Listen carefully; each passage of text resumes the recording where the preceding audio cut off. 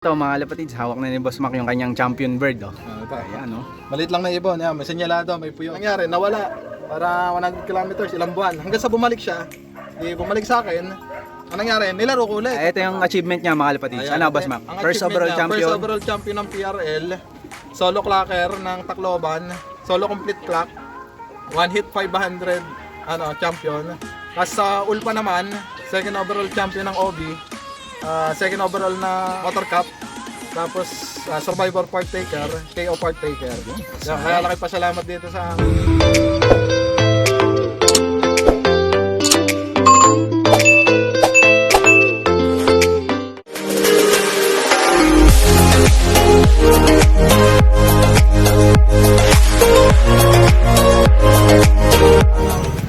Yo, what's up? Welcome back muli mga lapatids dito sa ating channel. So for today's video mga lapatids is meron tayong bibisitahin na isang malupit na pigeon fancier. Siya yung nag-solo Tacloban Clacker dito sa amin sa Laguna. So tara, gusto niya rin siya makilala at gusto niya akong samahan sa video natin for today. So tara, let's go!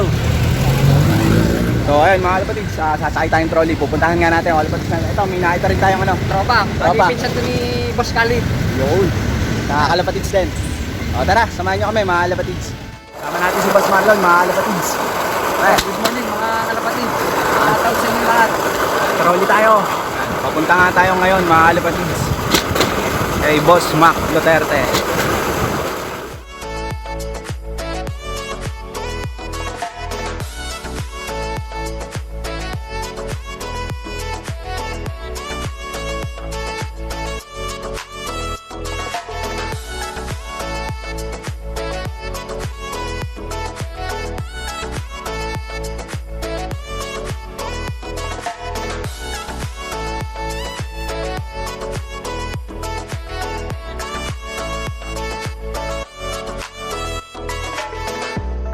A few moments later. Yun mga kalapatids, nandito na nga tayo. Yung loop ni Boss Mac. Oh. Ay, mamaya akit tayo dyan. Nangangaroling. Ha? May nangangaroling? Boss ka idol. Si Boss Joffrey. Sabi ko. Boss. Ay, sabi, yun pala si Boss Mac mga kalapatids. Sakto dating na rin. Ay malalakihan na yung kanyang negosyo, boss. Yun. Nag-extend na kayo, no? nilalaki mo May nabili pa yung patuka. Oh. Morning po. Yung pala, nagtitinda rin si Boss Mac, mga kalapatids. Patuka. Ayan o. Bumili si Boss Joffrey. Mamaya, papasyalan natin to. Doors nga pala. Oy, shoutout nga pala kay Bandol. Nakita natin, papunta tayo dito. Ayun. Ingat sa biyahe. Boss Mac, mga kalapatids. Pasok, mga tropa yan, mga tropa. Oh, may asaw pare. Ilagaw, nasa taas pala eh. Kaya tayo. Pasok, alpas yung mga kalapate. Yun. Baka naman. Medyo makalat pa. Ayan, nagkalat pa yung Oh, nasa taas yung loop niya. Oh. alpas yung kalapate. Nakaluma, wala sa isip ko. Pero dito, napasok. Baka nasa loob. Ito. Yan o. Yung view. Yung, nalipad yung ibang ibon. Tara, akit tayo mga kalapatids. Yun o. Ayan, pre, yung Tacloban. Alin dyan? Alpas pala yun o. Yan ba yan, pare? Yung power out. Ito, mga kalapatids. Oh. Velvet ba, checkered? Ulit eh. Hindi ko nga alam kung parang black check o velvet ba. Parang black check lang. Oh, ito mo, nag-aagal. Ito yung loop niya no. Ano Ni Boss Mac, mga kalapatids yan. O, bago na. Pang stock pa ya? Ni-stock mo? Pang south yan, double bundle pa ulit. Pare, parang pang ano to street race. Hindi, wala pa dyan. Ito lang, ito. Ito mga ano. Yan, loop niya. Oh. Saan nakakulong yan? Dito. Yung Tacloban. Dito? Pero pag nauwi siya, doon na pasok. Dito. Pero nitong last dito ko na siya. Bali din ako mako na siya eh. Pero hindi kasi ako nagano pre. Yung mga ibon ko, maamo. Hindi ko siya dinadakma. Kumbaga kahit abot kamay ko na, hindi ko siya dinadakma. Pero nung time na nagtakloban, kasi ano na lang eh, parang last 18 minutes. Oo. So yun, dinakma ko na siya dito kasi Dito na. huling karera na naman yun. Oo. Kaya yun. Pares niya yan? Hindi, yun. Hindi. Yun. Bali pamangkin siya ni Piquet. Yun. Boss, baka naman, no? Ito naman yung re-race natin niya, yung asawa naman niya. Bali Ngayon summer. Bali yan kasi naging pangako ko sa kanya yan nung last lap niya loading. Bali kinausap ko talaga yung ibon. Sabi ko nga na pinangakuan ko siya na kasi tuwing loading day kasi ng mga unang kargahan, bali every Friday lang sila nagsasama talaga. Kasi yun yung nakaugali yung kung ano yung motivation. Parang motivation niya. Yeah, every Friday. Tapos pag nauwi siya, linggo, magkasama sila, linggo, buong maghapon, pagka uwi niya. Kumbaga para maramdaman niya na pag umuwi ako, May- magkakasama kami ng ano ko, partner Pares, ko maghapon, parang ganon. Tapos Monday, hiwalay na ulit sila. Monday hanggang Thursday. Tapos Friday, ayun na, magkasama na ulit sila. Pero ang ginawa ko nitong last loading, bali yung pinangakuha ko nga siya, sabi ko, umuwi ka lang ng ano, ng final lap. Yung bali hindi ko na kayo paghihiwalayin talaga. Sabi ko, uwihan mo lang ako ng maganda. So ayan.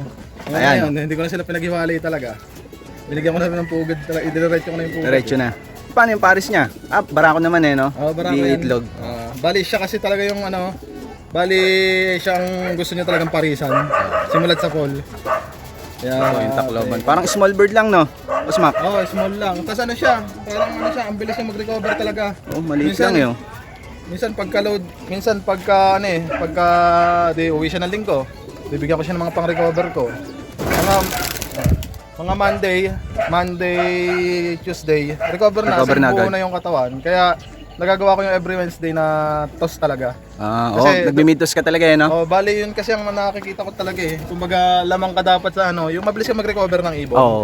Yung talaga yung baka pinaka-importante no? Kasi baka mamaya nasa recovery stage ka pa ng ibon. Yung iba nagtotos Nagtotos na agad. Oh, di parang ano, talo ka na agad sa oras, parang lugi ka na agad ng ganon. Oo. So yun, kailangan mabilis ka mag-recover talaga ng ibon. Yun. So, ayun yung diskarte, mga lapatids ni Boss Mac, ha? Kasi mas ano talaga ang Ay, recovery ibon nyo. para sa akin. Oh, recovery talaga no? Oo, Para ano, for the next lap. Oh, kasi pagka na-recover mo naman agad siya kumbaga pag handa na yung katawan niya, handa na umabsorb ng mga ibibigay mo ng mga vitamins, Vitamin ng supplements. Mga, ano, pabawan mo sa kanya. So yun, ma-absorb niya lahat. Yun. Nice tips, Boss Mac. Okay, mga ibon niya. Ito, mga pan-summer na. Pang summer ko ay 8 piraso. Walo, yan. Ang ganda na lumipad, oh. Mamaya, papakita ko sa inyo yung ano, alpas kasi. Kaya hindi makawakan yung ano, yung Tacloban Mamaya, mga lapatids, papakita ko sa inyo. Saka ano nga pala mga kaibo, yan, ayan, pinangako ko rin. Kumbaga sa ibo, sabi ko yan, talagang magiging malaya siya pagka umuwi siya ng Tacloban. Kumbaga ganyan lang, alpas lang lagi yan. Hindi, ano, kumbaga hindi katulad ng iba na ang ginagawa na yan. Kumbaga, syempre nakapag ano na, Produce na. nakapag-champion na. Kumbaga, Kinikip yan, na, yung nakaano na, no? Abrid na. Sa akin naman kasi safe kasi gawa, wala naman pusa dito kaya ang ginagawa ko, open loop lang talaga sila. Oh, yan nga, mga lapatids ito. 360 degree. Oh. Ayan, ganun mga tap. Paikot, yung loop ni Boss Mac dito. Taas, second floor. Second floor ba to, pare? Third. Third floor na, ano? Third floor? Oh, kaya mga lapatids, oh. Taas. Oh, yung mga kabahayan, oh. Kitang-kita. Overplay ka dito, hindi naman. So overfly, ano, napakadalang. Siguro ano, kung may mawalan man ako ng ano, isang piraso, basta napakadalang. Oo. Kalimitan talaga kompleto ng kompleto. Ito lang kalaban mo dito, ano? Katulad ito. Ito, ang palaro ko ng summer na YB ay ano, bali 3 o basta 5 inakay. Wala na overfly. Walang nawawala. Taas kasi, no? Lamang talaga pagka ano, no? Pati yung binili ko na, ano, may binili kasi ako na ano, kapatid ng first overall champion. So yan, shoutout nga pala kay Sir Eco Medrano na taga Pangilata, Pakil. So yan, may binili ako sa kanya na full sibling na nag-champion niya. Dahil yan, ito pala. Hawak pala ni Marlon. Salamat kay Boss Mac. Oh. May itlog pa. So yan, ito. Sa bulsa. Ano nangyari? Ano, pang breeder talaga siya. Oo. Nangyari, makalpas. Makalpas. Ay di, lalaro ko na lang ng ano. Kasi Na-batcher. Oh, inakay kasi siya, na-batcher. Kaya inayaan ko na. Yan, sinabi ko naman sa kanya, lalaro ko. Oh, ito na yung kalaban ni Boss Mac, mga lapatids, oh. Ay, wala matitlog ay sa bulsa. Matambay, matagal, ano yan? Tatambay dyan, di naman. Pag tinawag mo, Yung Tacloban kasi ugali talaga niya, tatambay siya. Tambay dyan. talaga dito. Hindi mo siya matatawag talaga. Kumbaga Oo. may sarili siyang baba. Nung dumating yung time na sa Pio Duran yun ang history, bali kasi yung ibon na yon, yung nagtaklobang ko, na-derby ko na siya dati doon sa tropa natin na isa Kalaon sa LFFC. Bali, may lipad na rin pala. Ilang beses na siyang nag-derby. Kumbaga, yung sa Ipra natin, na yung San Andres lang, parang fan race lang ata. Yung ano, nailaro sprint ko race. nailaro, ikaw ata nag-champion yun Hindi. ang nangyari, naka-complete clock naman siya kay San Andres, kaso wala, malayo siya, parang pang 16 na ata. Malayo. Yung kay Untong naman, mas nauno pa yon. Bali, yun nga kasi ang pinakapangarap ko kasi yung personal achievement ko talaga. Lagi ako may ganoon kada season. Na meron akong personal achievement na hindi man ako manalo sa club, Pero yung personal achievement ko, makuha ko. Kumbaga para makita ko lang na every season, nag-improve ako. Kumbaga yung yung last race mo, mas mahigitan mo pa sa susunod na race. Parang ganun. Para hindi sayang naman yung Parang may tinatarget siya. kasi para hindi naman sayang yung pag-aalaga natin. Kailangan kada laro natin, every season, may improvement tayo. Kahit hindi man tayo mag-overall, kumbaga yung personal achievement natin, ma-reach natin. Bale yun nga, yung kita nyo naman sa video, talaga napaiyak ako noon kasi personal achievement ko lang talaga noon. Sasama pala natin yung video dito, Boss Mac. Forward mo rin sa akin. Sige. Yung dumating yung Tacloban niya. Yun. Ang nangyari kasi, yung personal achievement ko talaga, complete clocking. Kasi 6 years na ako nag-iibon. Kumbaga, talagang ang hirap naman talaga ng complete clocking. Ay, alam ng mga mag-iibon yan. Pasabay tayong lambatan. Kung gaano kahirap magpa-complete clocking. Kasi nga, ayan, ang dami pa nga mga nalalambat, ang dami mga, hindi kasi natin alam once na naalpasan ibon natin, Disgrasya. hindi na natin alam Kung anong lipad ng ibon. kung anong mangyayari sa Sa ibon. ibon. Kaya talagang kada uwi ng ibon natin, pasalamatan talaga natin. Din nga, nangyari, complete clocking. Kaya talaga naiyak ako kasi wala sa isip ko talaga mag-overall. Kasi yun nga personal achievement ko Di yung complete clocking.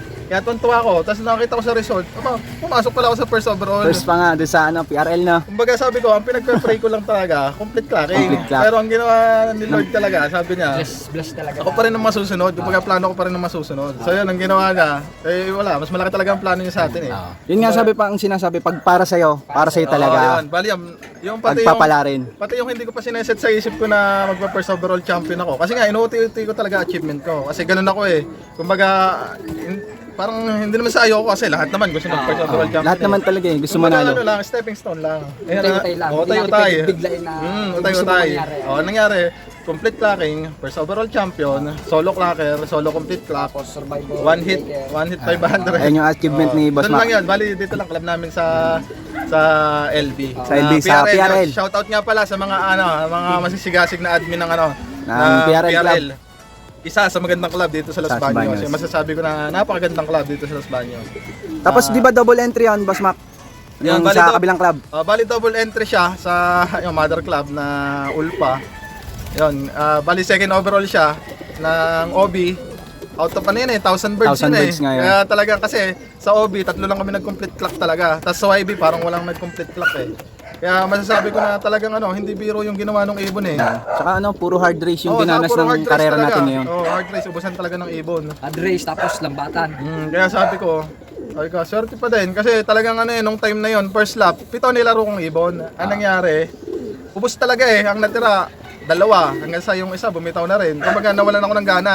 Kaya sabi ko, Bali 7 yung inimpisa mo ng derby. 7 7 birds. Bali 7, tagos yun, tagos sa lahat yun.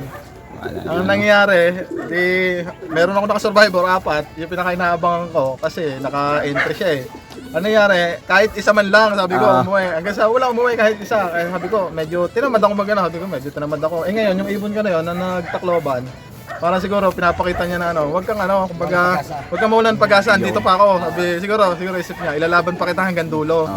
So yun, kaya natuwa ako. Talagang inilaban niya ako hanggang dulo. Kumbaga, yung mga achievements na unexpected talaga, pinagkaloob niya sa akin lahat. Kaya laking pasalamat ko dyan sa ibon na yan.